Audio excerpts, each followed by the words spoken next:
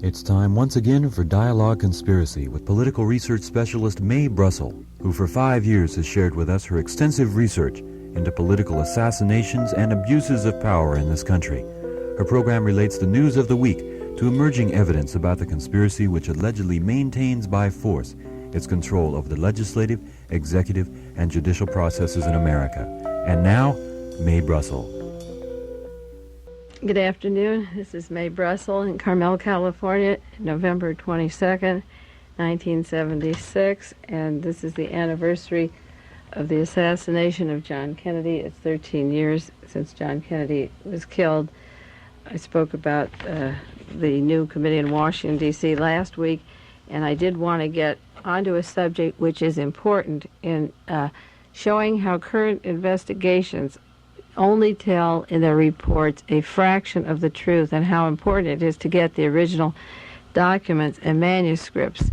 Because the way I studied the Warren report was to read the report first, then take the 26 volumes of witness testimony and exhibits and evidence, and found out that the resemblance to the Warren report of the actual exhibits and documents was so different, it was so wide and gross that you came to a different conclusion after you read the Warren report.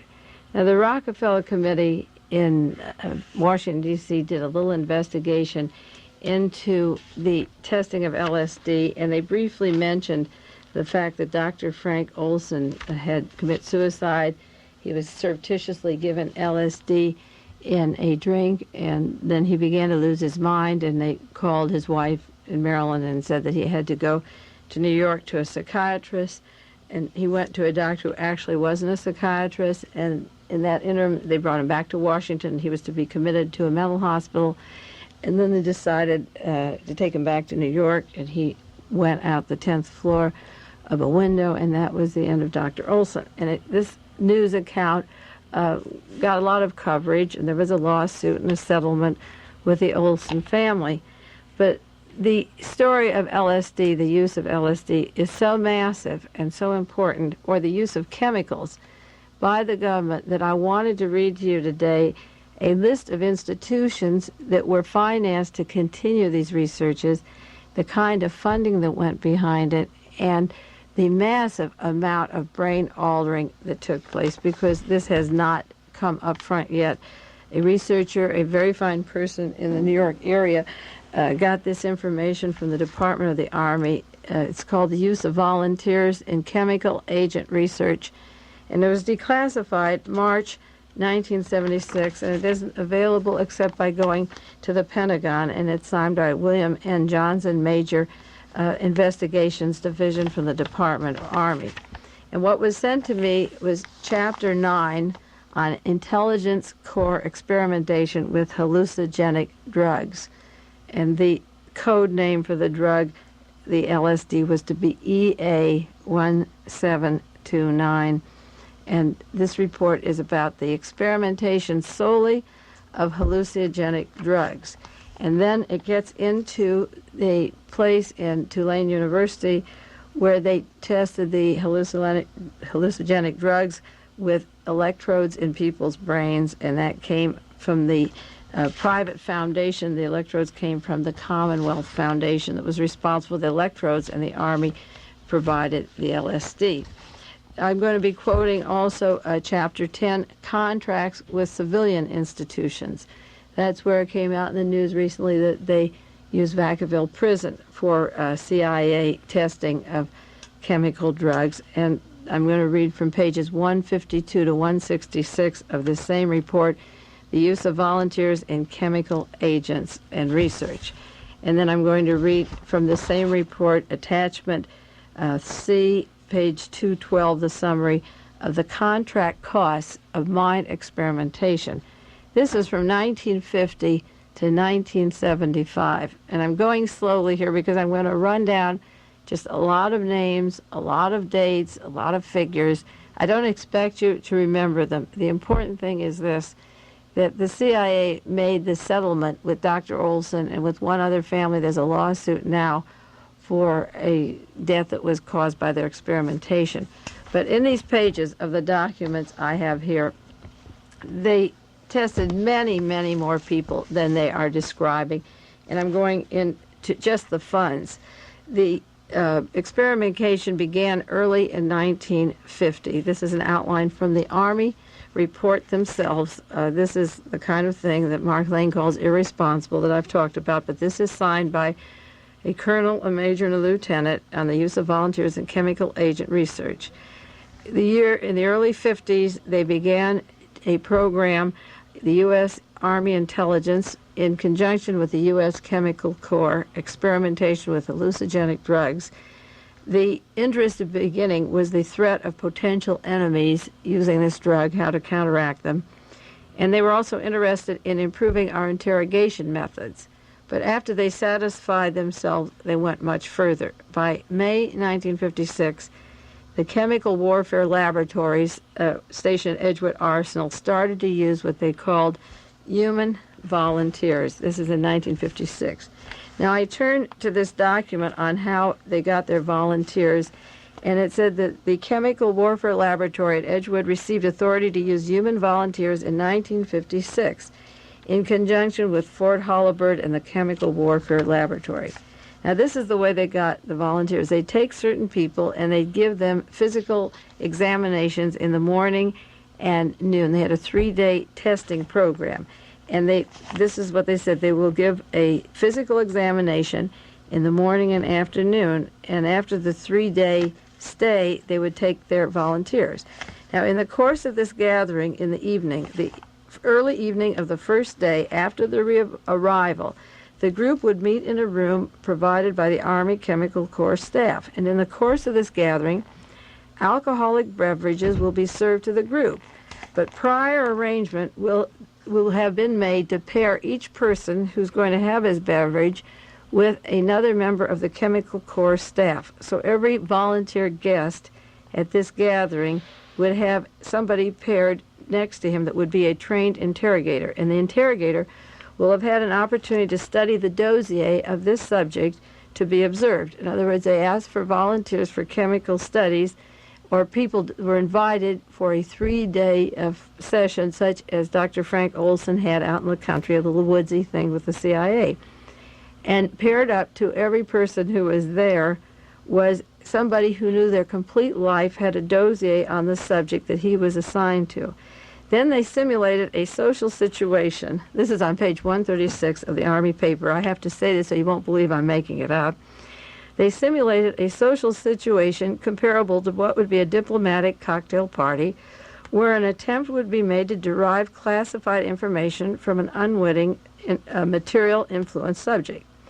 All beverages that were to be served at this simulated cocktail party, alcoholic or otherwise, were served to the volunteers, and they will include sufficient EA-1729, which is LSD, for at least an effective dosage of everyone concerned. And during the course of the gathering, the individual observer will try to associate with their designated subject and get information from them.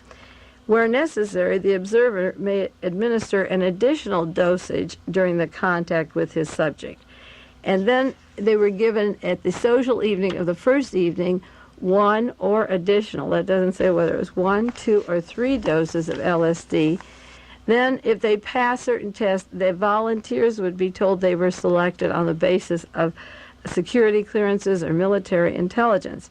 So the point, they were tested under LSD for memory impairment or retention ability of the subject, a reaction to memory test, or their motor reaction, the impairment of simple motor reaction on LSD. And they were kept in isolation and given what would be hostile interrogation situations or unusual stress. Now, the point is this. They begin their document right off the bat by saying that the very first evening, surreptitiously, the future volunteers would be given LSD. So, therefore, there is no such thing as a volunteer because he doesn't have his full consciousness. If he signed a thing, he already had been given this LSD, and so there's no way of knowing whether he signed it of his free will or whether he was under duress of the chemicals or what they were made of, what this LSD was made of, what combinations, or whether it was pure acid. So that when they refer to volunteers, you have to understand that they already were administered 1 or 2 doses of LSD. Now, that was in 1956, the Chemical Warfare Laboratories. In late 56 up to November 1957, the LSD studies were combined between Army intelligence at Fort Holabird and chemical warfare labs at the Edgewood Center Arsenal. By March 1958, the testing program, the early LSD testing program, was sufficient enough to discuss 2 things. Number one, the method of approaching people, personnel, and records and security clearance, and how to get them to, they had to sign papers that any experiments or anything they took or ate or drank was top secret. They couldn't complain. They couldn't reveal later. They couldn't talk about what was administered. They were volunteers on the basis that no matter what happened to them, physical breakdowns, they had to sign a paper that they couldn't complain about their physical condition. And the general explanation of their tests, the exact properties of the chemicals, was not told to them. They signed what were supposed to be voluntary papers with no indication, according to the Army, of what could happen, what chemicals would be injected to them. They were never told. And so the procedure was to add 1 dose or 2 doses, test their memory, their motor reactions, stress, isolation, and then begin to formally test them after all this had happened. Now, the tests by July 1961 were over, and the Rockefeller Committee, the other Senate committee hearings tell you the tests were over. But that wasn't all. The government papers say that by 61, the tests were over, that's their words, but then they were ready for operational advantage. So when you hear that the government tested LSD or chemicals from 1956 to 1961, they tested them in those years, but they used them up through 1975 because the report is dated up through 75. So they've been operational. And you're splitting hairs. You almost have to be a lawyer or study commission reports or documents long enough to understand how the language changes. So, and these were the most secret CIA experiments that ever were conducted. They were used later on Operation Chaos. They were used on the New Left. And from the very beginning, this group was isolated from every other group in the CIA, and there was no way to check up what was happening to these people. In February of 27, 1962, there was one LSD program set up in Hawaii called Operation Derby Hat. Now that's interesting because when I studied various violences in California that I felt were related to the intelligence community, such as Lawrence Kwong, who shot at KGO, shot Ben Munson and killed him, and then walked down the street and killed himself. He had been in Hawaii in the company of a woman. Edmund Kemper, I believe, had been in Hawaii, and Herbert Mullen. There was a pattern of many agents, maybe from all over the country, but at least in California, who were accompanied by a woman and taken to Hawaii and then came back and started hearing things and had violence on killing sprees. So this program was at an Army base in Hawaii, and I have the name of one Army base hospital that one of those people I mentioned stayed at. And they did what they called field testing. But as I say, the operations could begin, and the testing was over. By April 10th, 1963, there was no indication that the LSD was used by Army intelligence. They were not applying it, but then it could be handed over to the FBI or CIA. So the surreptitious administration that was going on continuously was done in violation, admittedly by the later by the Senate committee, in violation of the deputy defense in the Army. There were no records found on the majority of these volunteers. When the Congress went to look into these matters, there were no records, and according to this report, there were none. Some of the records that they had on these tests were incomplete. Most of the records were totally inadequate. Operation Derby Hat in Hawaii was in violation of the Defense Department and the Army Department. And admittedly, by the Army in this report, they had total disregard for the moral and ethical standards of conduct governing the use of humans in research. Now, where did they test these and how many did they test? I'll give you the figures of where they sent their chemicals and the budget. But the projects in the Army report, the summary of the tests, are that it was administered, the LSD, before consent, surreptitiously, There was a deliberate effort to deny any information of the hazards. Nobody knew of the hazards that they were getting. They failed to inform the people who were volunteers of the drugs that they were getting by the U.S. Chemical Corps and the military intelligence. They were never given full explanation of the drug properties. And many people who so-called volunteered were afraid to be in disfavor if they didn't participate. And one man had said that he was a highly dedicated intelligence corps person who believed they were making a contribution to national defense by participating. In 1959, there was a memo in this government report that said it is recommended that the actual application of the LSD be utilized in real situations now. In other words, the Army Intelligence and the Army Chemical Corps had done all the tests they needed, and they were ready to apply it in real situations. This is dated January 21st, 1959. We can field test, we can start overseas on foreign nationals and administer our tests. Now, the project for testing it was to go to the G2 Army Intelligence for what they called field demonstrations. And they set up teams in Europe, and they had no medical doctor to help with these tests. In fact, one of the things that they did was they caused permanent schizophrenia in some people and then called in a doctor for the purpose of discrediting that person, or they'd threaten them. It comes out in these documents. They threaten, do you want to be permanently insane, and use a combination of chemicals to cause permanent insanity.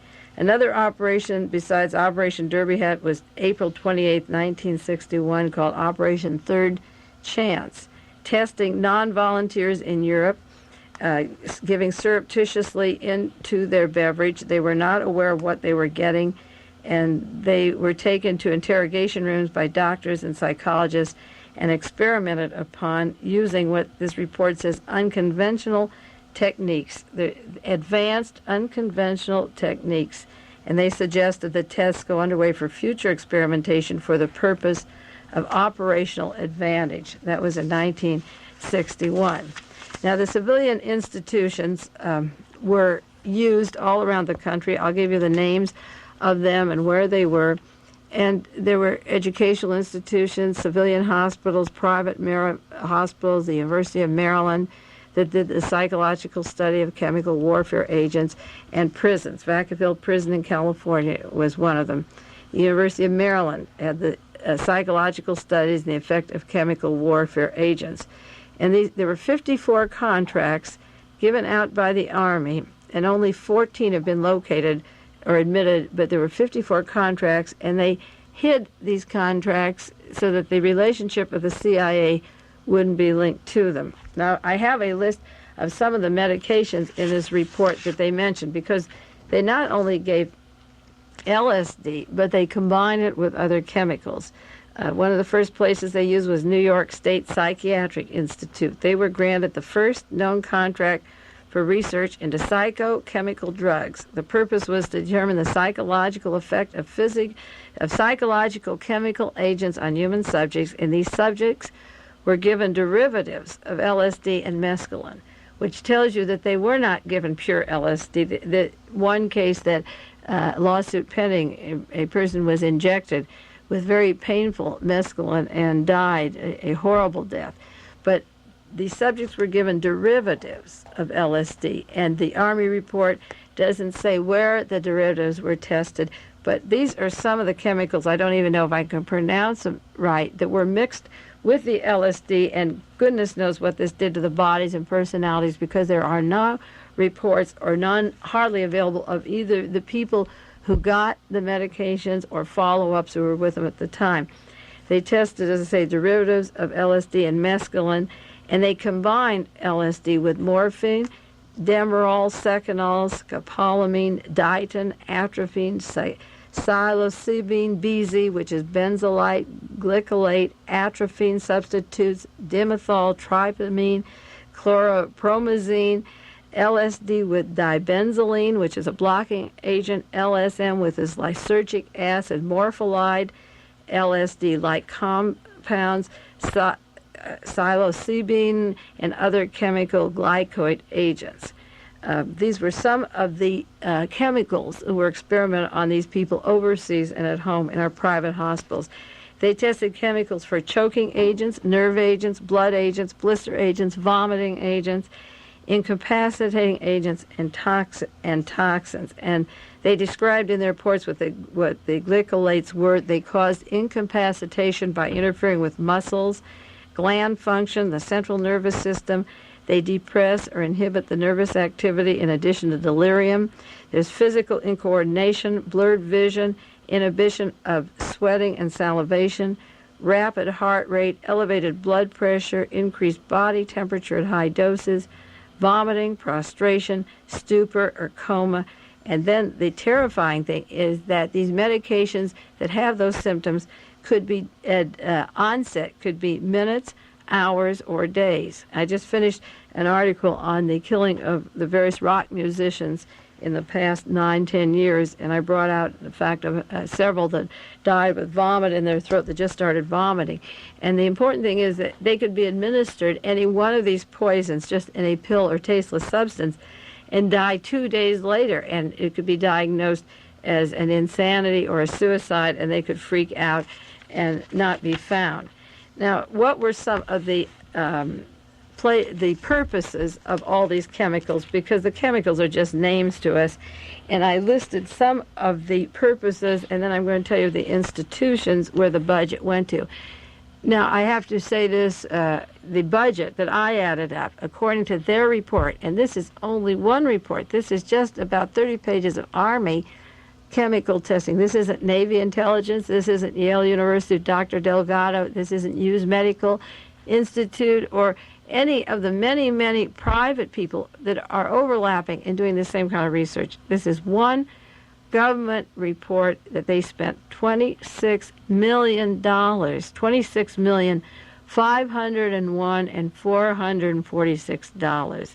I don't know why they never come out with a rounded figure like $26,500,000, but they take it down to the last $6. But you know that Dr. Olson or the one other case that is suing, if they were damaged, you know that there's something wrong with spending $26 million. It turned out that Alan Dulles had bought 100 million LSD tablets for $146,000 when he was alive to alter human behavior. That's 1/2 of the American population could receive LSD that Alan Dulles had bought for $146,000. So you have to say, what was the U.S. Chemicals Corps and the U.S. Army Intelligence doing with tax dollars of $26 million that went to 48 institutions? This is scandalous, and this is the first time on the air that this report has ever been revealed, and I will be writing about it for national magazines. Now, here are some of the things that they did with this money, and I'll give you the names of some of the institutions. They wanted to measure the effect of these incapacitating agents.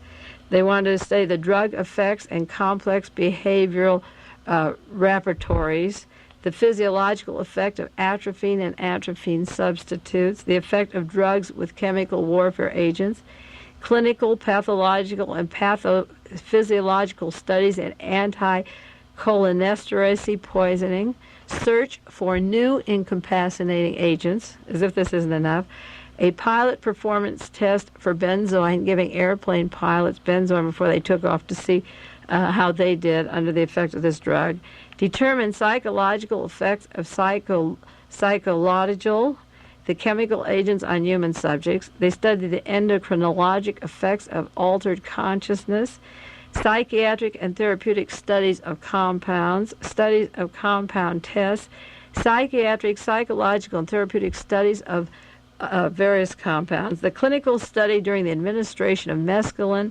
chlorphormazine, and other drugs, to study the compound affecting the central nervous system in man and animal, the neurological action of chemical warfare agents, the investigation of ryanocine. I don't even know what some of these chemicals are. I'm just repeating where these contracts went, and I'll tell you some of the institutions. The pharmacological influence on neural and spinal synaptic junctions, the evaluation and the synthesis of these compounds, incapacitating agent research. These are the titles of projects of where 26 million went out to 48 institutions to evaluate and synthesize compound chemicals on humans, to study the threshold doses of chemicals in humans, the drug effect and complex behavior of persons with chemical compounds, subtle toxic effects produced by drugs in humans, to study the behavior during the administration of LSD, number 25, plus mescaline, plus electric shock, the psychological study effect of chemical warfare agents, research of chemicals into man, the evaluation of drugs in man, neurological action of agents. Now, the original reports said that the government had 1,074 volunteers. It's very hard to believe that given 30 or 40 project titles just from Army intelligence and U.S. Chemical Corps spending $26 million in 48 institutions, that every institution had just 3 people being tested, I hardly believe it. And now I want to read you some of the figures of where the money went for these contracts, because it's outrageous. And while these figures, as I say, don't mean much to you, if you have a computer mind, you can add 26 million. If you send a self-addressed stamped envelope, I'll send you a list of the institutions and some of the money if you want it.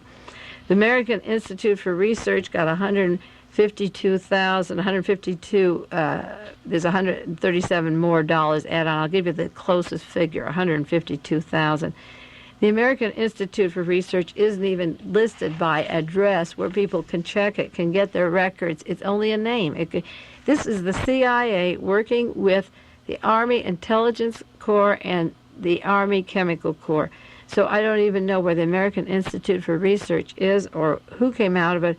They got 152,000. Armor gave 100,000. The IIT research for $277,000.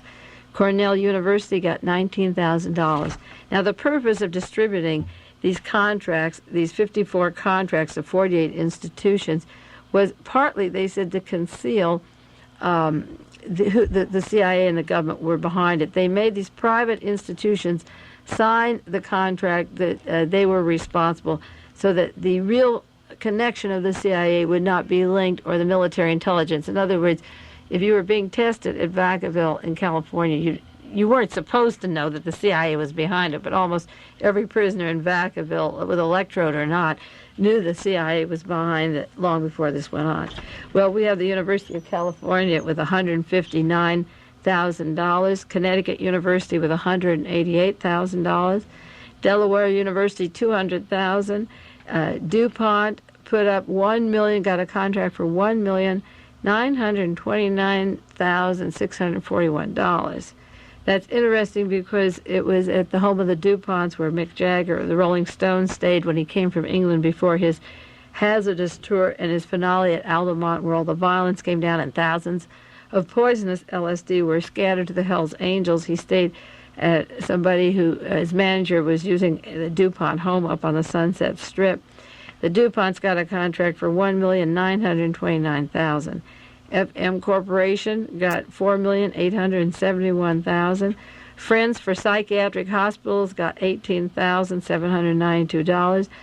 Georgetown University got $22,000. Harvard University got $107,000. These are just round figures. Hazleton Labs, wherever they got a contract for $4,993,000.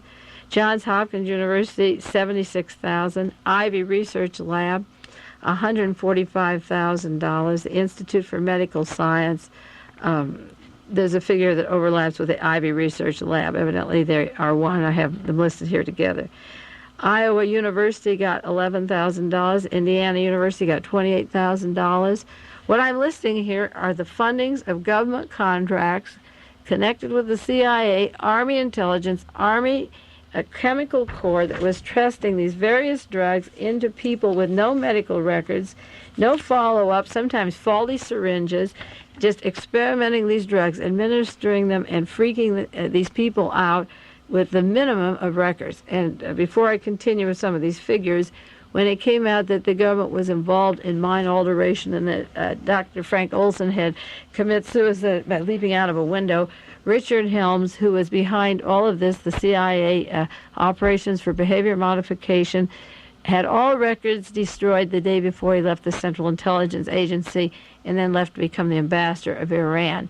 He obviously didn't want at least 4,000 records that they had available were destroyed. So we don't know if these people were permanently damaged or how many are institutions. There's one man that surfaced recently that said he volunteered for this program and that he's had epileptic seizures ever since 1957. So I'm going into the institutions that received $26 million. So you have an idea when you pay your taxes this year how your tax dollar was distributed. Maimonides Institute got $20,000. As I said, Maryland University got $158,000. Mississippi University got $37,000. Monsanto Company got $710,000. Mount Sinai Hospital got $25,000. North American Aviation got $68,000. The New York School of Medicine got $11,000.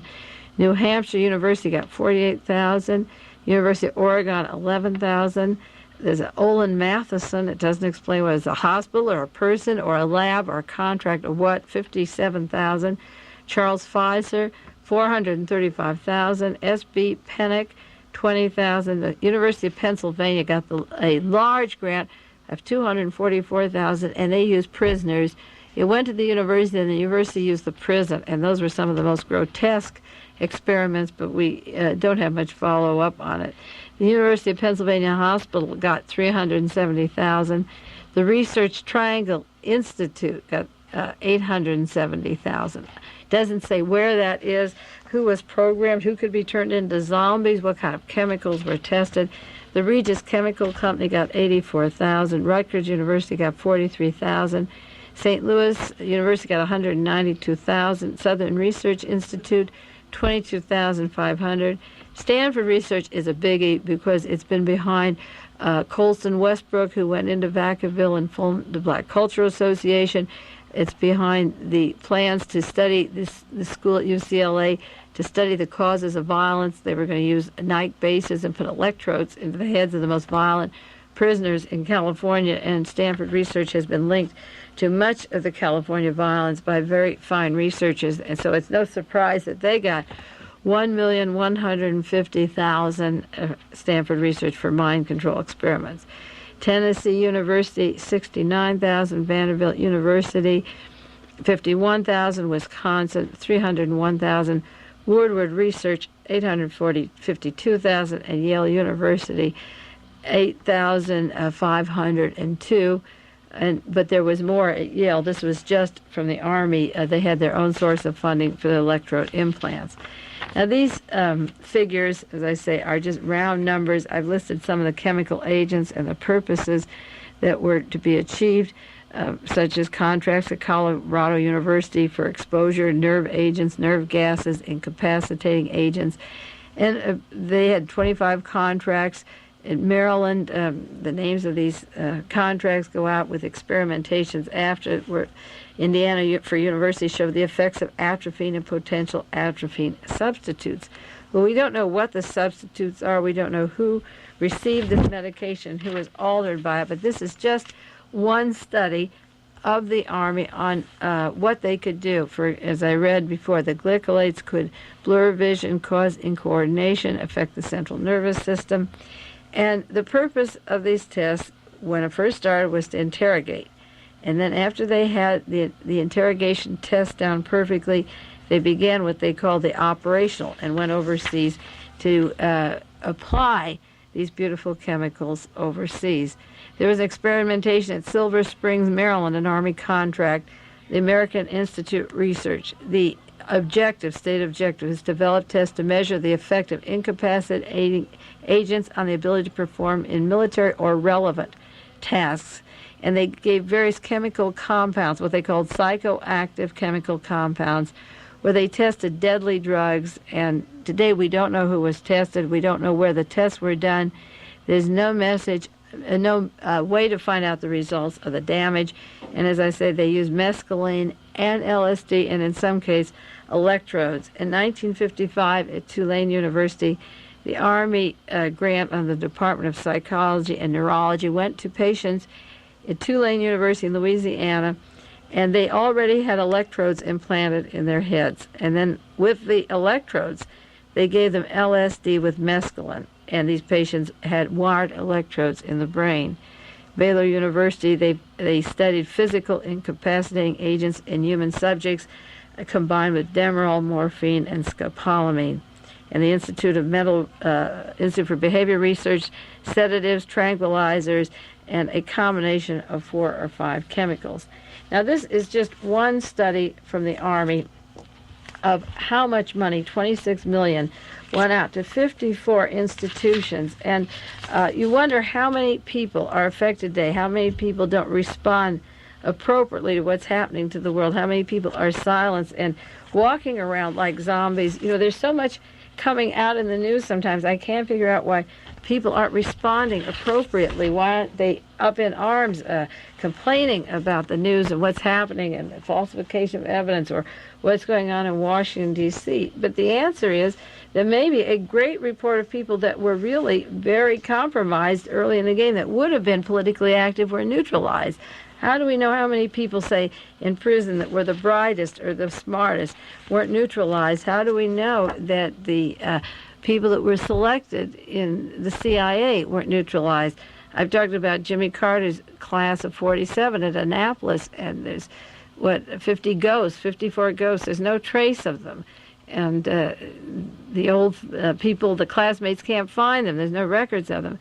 Well, that's most unusual. The government certainly knows when a person starts Annapolis, a congressman sends in the name and gets the background on the person. You know who the family is, and families usually know where their sons have gone or who they've married, and why do they refer to them as ghosts? And the important thing is that while these people have disappeared, the only explanation, or a possible explanation, is that, like Dr. Olson, they have been altered in some way that even maybe they don't know who they are, or the chemicals killed them, or they had seizures, or they wandered off. You see, one of the ways of spreading this chemical was called Operation Chaos, and this was written up in the Rockefeller Report, and I've studied it very carefully, and I've studied the Senate hearings on Operation Chaos, and this was the most highly secret, inside the White House, operation that has ever taken place. It was the White House and the CIA together, and all knowledge was restricted to a need to know, and the Operation Chaos took place from 56 on in the United States and escalated during the anti-war movement. It was highly compartmentalized. The CIA used it, the same CIA that was doing the secret testing at these institutions that the Army intelligence was sending out their chemicals for, had a very secret compartment. And they, in order to get people in Operation Chaos, they spent 2 to 3 weeks in a formal training period, and then the subjects were heavily isolated from other CIA agents. I'm reading from the Rockefeller Report now. They were trained with extreme caution so that nobody else knew who they were, the ones that were going out into America into Operation Chaos, and the number of agents that were to be used for operational use at the exact time that the drugs were ordered to proceed for operational use was kept to an absolute minimum. And all communications between these CIA agents relating to the training of chaos was kept secret. And only the very highest echelons of the CIA knew. All communications never went outside their own offices, which was unusual for the CIA. They were isolated physically from every other operation, even the general counterintelligence staff. Operation Chaos, which is our American version of neutralizing an entire young generation, was kept separate from the ordinary counterintelligence staff. It was isolated, compartmentalized. Even within their own group, they had an internal staff that from the CIA that didn't know what Operation Chaos was doing, so that only the president and Richard Helms and then William Colby and Henry Kissinger and about 20 other people knew what was happening. And the reports from the Senate hearings indicate that Henry Kissinger was perfectly well aware of Operation Chaos, and he got a report called Restless Youth. And he was warned by Richard Helms that if anyone finds out what we're doing, we'd be in a lot of hot water. And it's dated to Henry Kissinger that he was very much a part of this Operation Chaos domestically that has been used surreptitiously and administered. In addition to the people in the institutions private mental hospitals, county, federal, Army agents, prisons. They also admit in the report that they took people at bars or drinking on the streets and just surreptitiously put a non-tasting chemical into drinks and then took this person like a buddy to an apartment, which actually was a CIA safe house where they photographed them and observed them through the wall to watch their reaction to specific chemical compounds. But what the CIA did then, after this person was observed and thinking that he's in the home of a friend or a buddy that he's met at a bar, he's turned loose and returned to his family, and the effects were never followed up. There is no report on the effect of how that person's life was damaged, whether he's been sane, insane, suicidal, whether he was admitted to a mental hospital. Look at the profit of the drug companies in the last 10 years, and the Thorazine, the Stelazine, the Prolaxin. Where did they find all these mental patients? Where did the drug company make the profit? Where did they get them off the streets to give them Stelazine, Thorazine, Prolaxin? Why are the mental hospitals filled with zombies on it?